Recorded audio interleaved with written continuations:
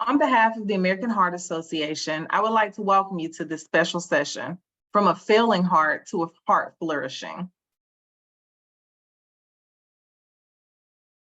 Throughout this session, you will have the opportunity to submit text questions for our speakers using the questions feature on your control panel. You may send in your questions at any time, and we will review the questions during our Q&A at the end of the presentation as time allows. To access live closed captions, please click on the closed caption button found on your screen. All sessions will be recorded and available in the coming weeks.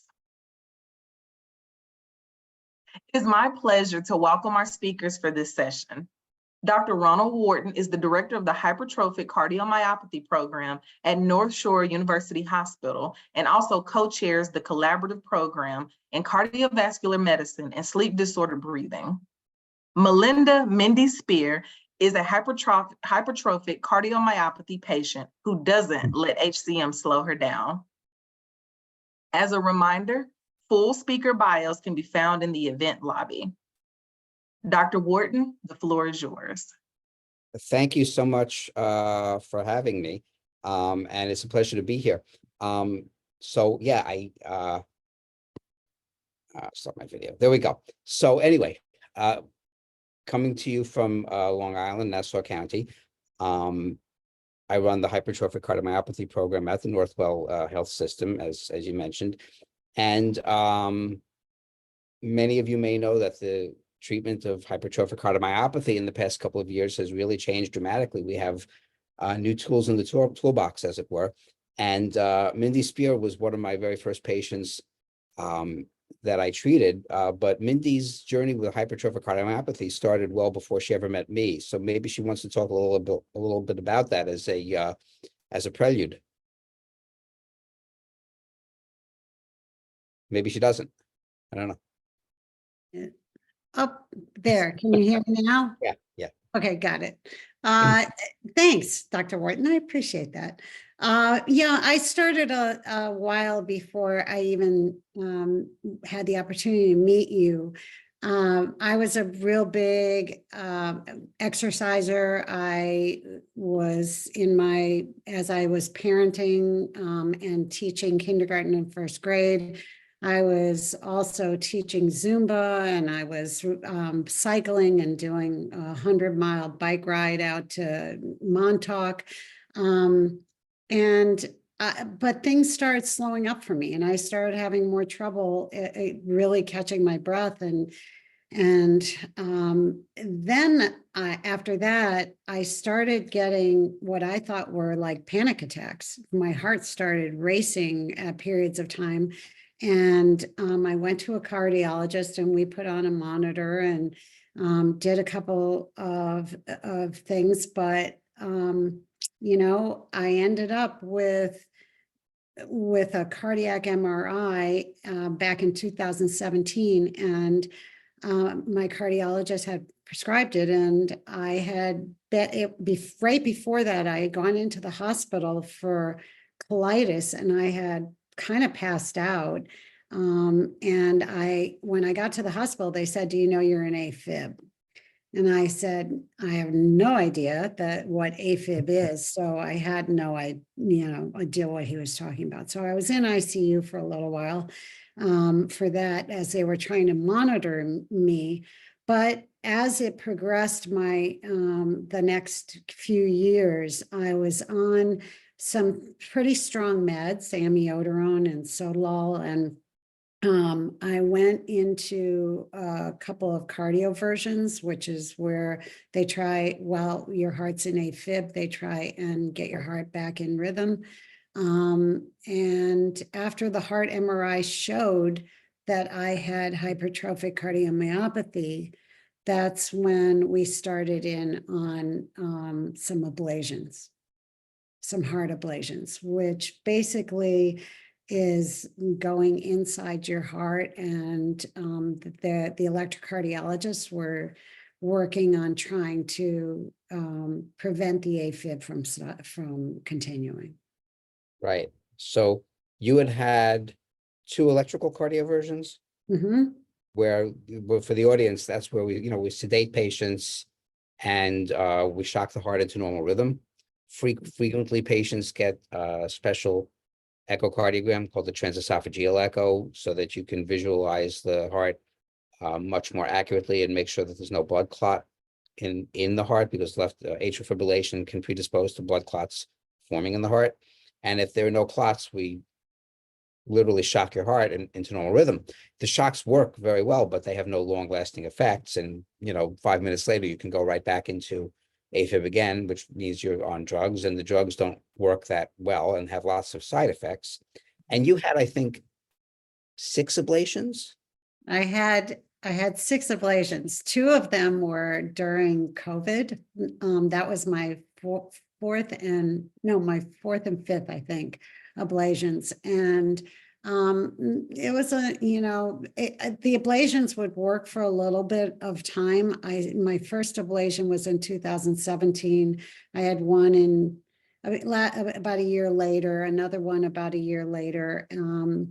But my AFib would always, keep coming back. Right. And for people in the audience who are not physicians, atrial fibrillation is the most common abnormal heart rhythm in the world. Right. And it's certainly the most common heart rhythm that we deal with in patients who have hypertrophic cardiomyopathy. The upper chamber of the heart starts quivering instead of squeezing in a normal fashion, but you also lose the normal synchrony between the upper chambers and the lower chambers. And when you lose that synchrony, you make the heart beat less efficiently. And patients who have heart conditions, without going into specifics, frequently don't tolerate that loss of synchrony well. Patients get very short of breath, they can get lightheaded. So it very dramatically decreases one's quality of life. And then there are all of the drugs you have to take, not just to control the rhythm or to control the heart rate, but also the blood thinners, with all the complications that can happen with blood thinners, like bleeding, in order to prevent clots from forming in the heart, in order to prevent strokes. So AFib is a big deal. And patients with hypertrophic cardiomyopathy do not tolerate it well. Well, I didn't tolerate it well. I felt every ounce of it, and it was scary. It's a very scary feeling. It feels like your heart, something's wrong with your heart, and your anxiety gets up while you're going through the AFib, which I'm sure it's not helping it. And the ablations, like I said, the ablations did help. I even told Dr. John on my 6th last ablation, I gave him a punch card that said, if you have 5 ablations, you get the 6th one free. And he didn't buy it. That's pretty funny. He didn't buy it, but I tried. Right. Now, but by that time also, you were no longer doing Zumba and biking to Montauk Point. Well, by that how time, much could you walk? I wasn't walking at all. I was barely making it out to the mailbox, and going upstairs, any kind of exertion, I had to go and sit down. I felt like I was 100+ years old. I didn't know what was wrong. I really at the time didn't understand that whatever was going on with me, why it was affecting my breathing and not being able to have, going from who I was activity wise to who I had become was depressing. It was a really frustrating thing for me. So yeah. Now you started with all of this in 2017. Yes. And your regular cardiologist, Dr. Javeri, sent you to me, I believe, in the early part of 2022. Dr. Wilner, I think, sent us. Oh, it might have been Dr. Wilner. That's right, the electrophysiologist, right? Yeah, I have had 3 cardiologists, which I called the 3 wise men. Once you got on board, it became the 3 wise men. So yes, that was an interesting time when you had me at least try to do the stress test. Well, right. So for the audience, this is just a question of logistics. Echo labs are hard to schedule because we're overrun like everybody else. So it's just easier for me to order a stress echocardiogram because I get a resting echocardiogram at the same time, and cancel the stress if I don't need it. than to order just a resting echocardiogram and say, I don't see anything yet. So now I'm going to have you come back and we'll do an exercise test on you, because that just prolongs, it might be another 4 weeks before I can get a spot. So yeah, I remember I had scheduled you for a stress echocardiogram, Mhm. and you never got to go on the treadmill. Well, the technician looked at me and said, there's no way Dr. Wharton is going to let you go on to the treadmill. And Right. in my head, again, the fear comes. And you Right. go, okay, there must be something really wrong with me. So she said, I'm going to go get him, with a sense of urgency that put me in, okay. Right. I remember walking in there and you could see the trepidation. Yeah. You Yeah. you could see the genuine fears, like, he's gonna send me to the operating room. Does he have a scalpel on him? Of course, I don't operate, so I never have a scalpel on me. You wouldn't want me to operate. I didn't. No, I don't do that. But and the truth is, this was March of 2022. Yes, And the truth is, if it had been even as much as a year earlier, I know. I would have probably sent you to the operating room, and right now you'd have a scar down the center of your chest, which Right. you don't have, because this was late March, and we all knew that the first cardiac myosin inhibitor, which is mavacamten, was on the verge of being approved by the FDA. We were just, they were crossing the I's, dotting the T's.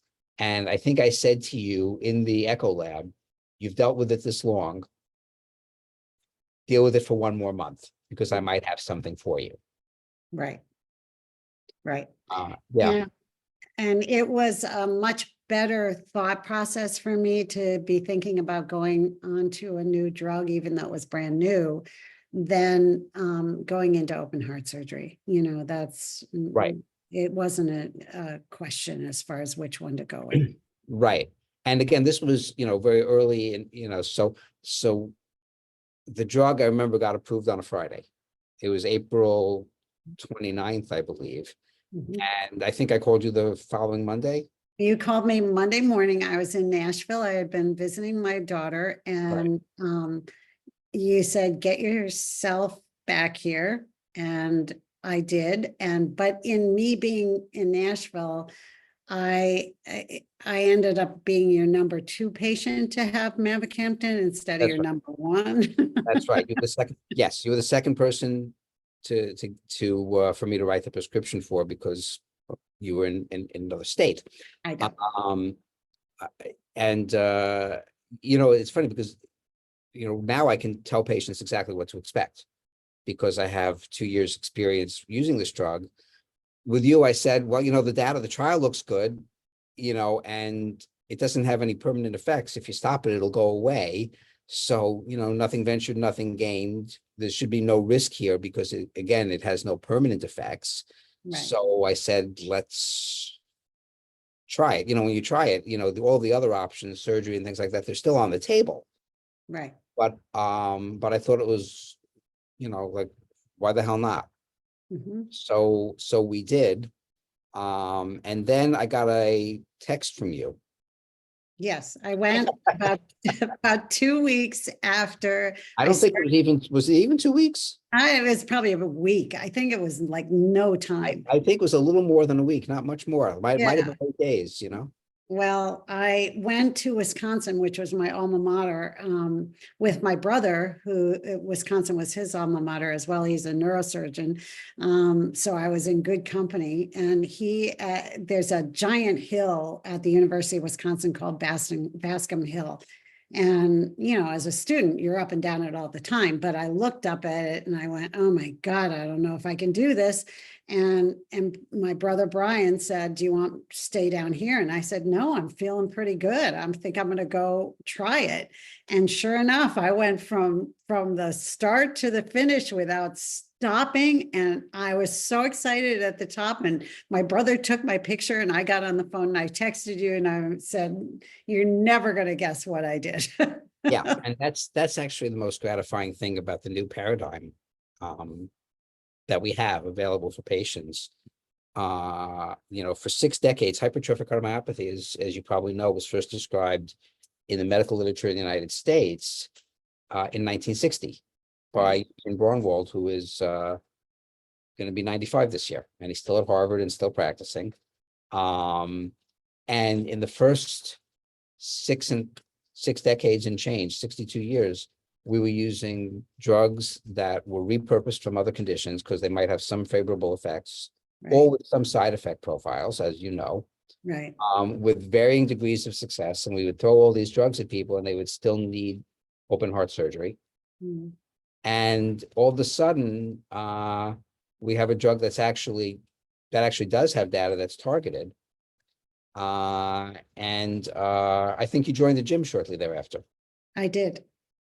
I joined the gym. I started spin classes, which I'm kind of now doing a lot more walking. I'm training with a trainer, and I really truly have gone from a failing heart to a flourishing heart, and I'm not looking back. You know, I feel great. I'm going back to, when I had the HCM symptoms so bad, I made it to my 20 years and I retired as a kindergarten, first grade teacher, because it was tough. I mean, that's a physical, those are physical grades. And I really, now I'm getting back into subbing, and I'm painting, and I'm doing, my life is so full and it's so great. That I don't even, you know, it's hard to even look back and think how much I was struggling.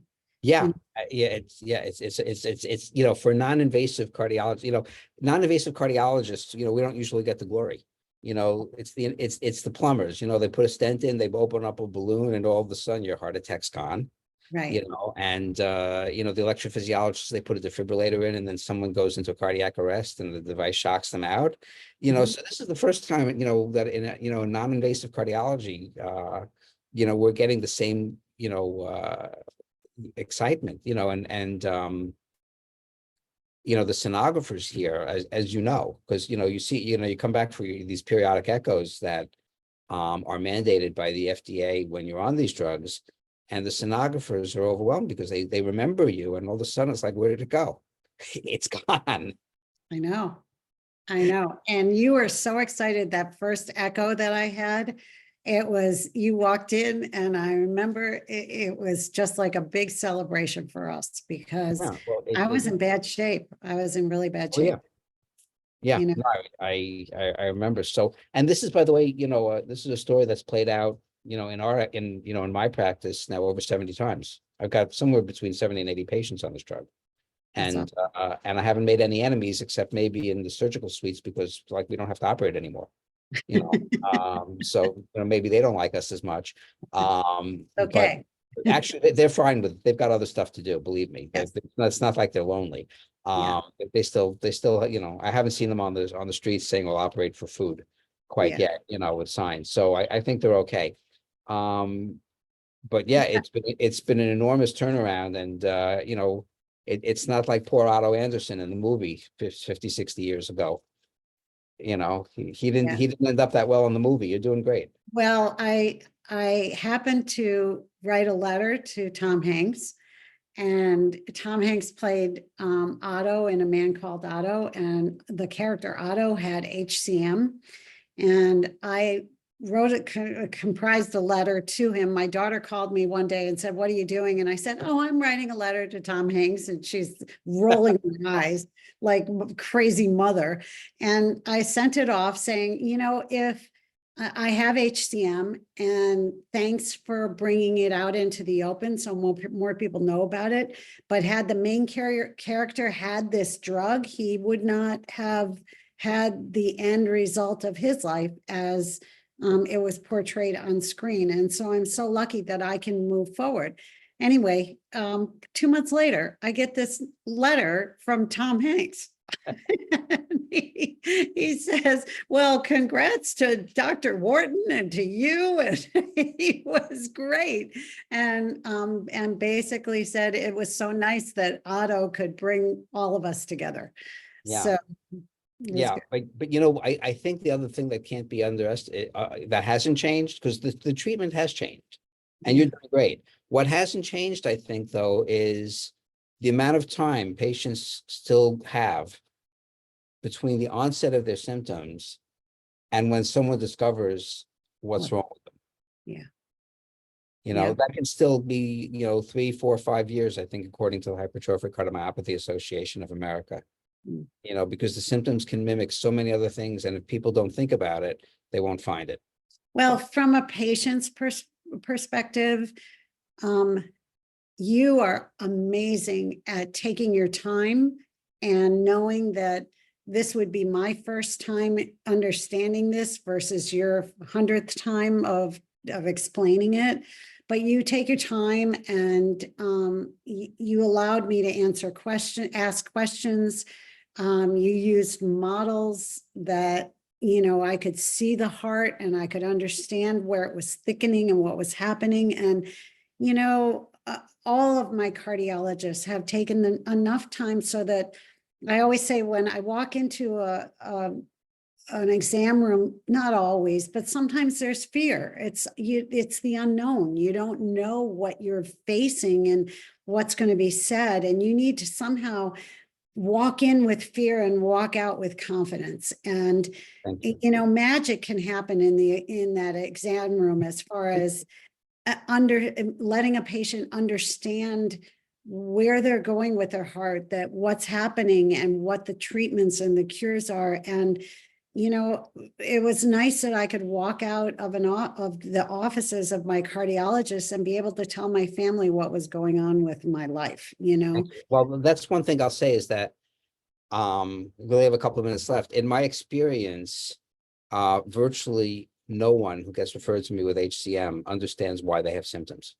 They're told, well, your heart's too thick, Right. but that doesn't really explain anything. And, an educated consumer is our best customer. Yeah, I When you agree show- with that. And when you show patients a movie and you explain to them, this is your problem, you have this valve here and you have this valve here, and this is doing this and this, and there's an obstruction, you can see it in a second. People understand. And once you understand what's going on, you can understand the rationale for the therapeutics and you can move forward. I've always said that once you know the enemy, you're a much better fighter. Yeah.